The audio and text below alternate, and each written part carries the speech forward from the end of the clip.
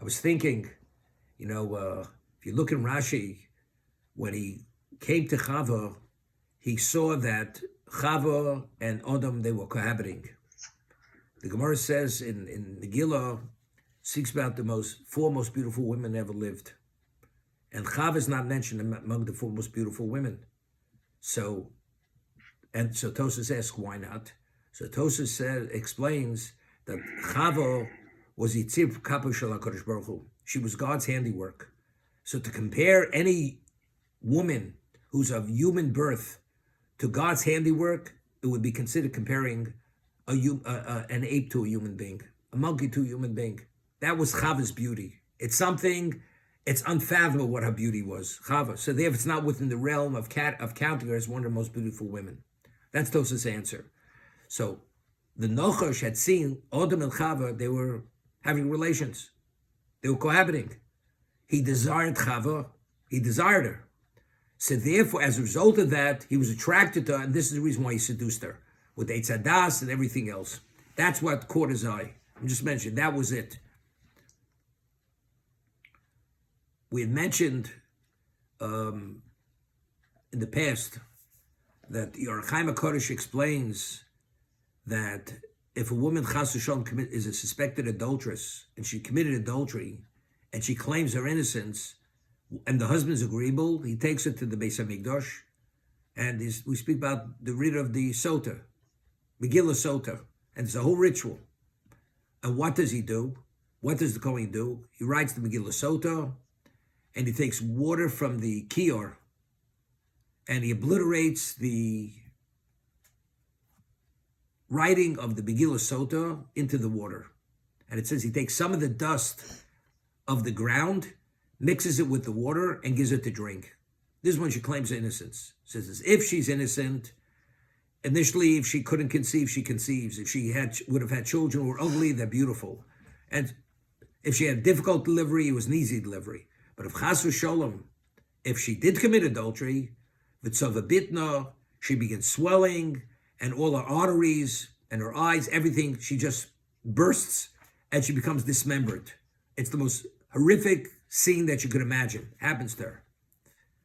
She becomes literally shredded and destroyed. So the Chaim HaKadosh asks, why? What's the reason? Alan, I'm trying to reactivate your memory. We learned this together many years ago.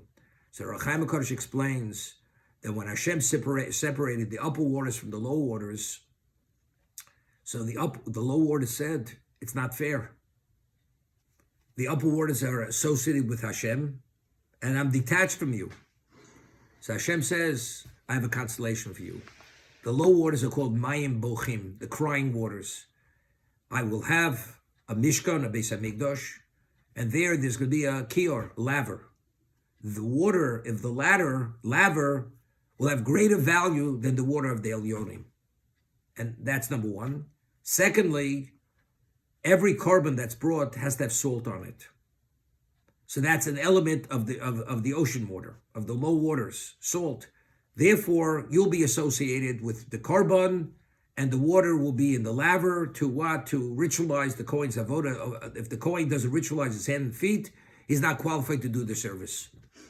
That was the consolation to the Mayim, to the Mei Bochim. Now, why did the Shechina initially, what was meant to be the location of the Shechina, together with man, the terrestrial level? But because Adam ate of the Eitz Hadas, due to Chava's initiation, the Shechina had to depart.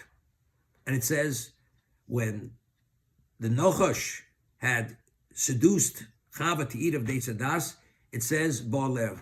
He penetrated her. He had relations with her. This is Chavi, like he raped her. So that was considered Gilei Arayus. It was considered adultery, what he did. Now this woman, what does she do? She committed adultery. It turned out. So the Shechina is on the terrestrial level in the Beis HaMikdash. So her behavior may, chas v'sholom, be driving the Shechina away from the terrestrial level, as it did in time of Chava. What happened? The world was putrefied. So this woman, her behavior, she wants to putrefy Klal Yisrael, So how does the water, together with the earth, react? The water is originally, has its constellation because the Shekhinah is in this location even more than in the heavenly location. And the dust represents the person. And there's an intermingling here. But because of her behavior, again, it has to depart. So the reaction of the water together with the earth is violent, and this causes her to die for that reason.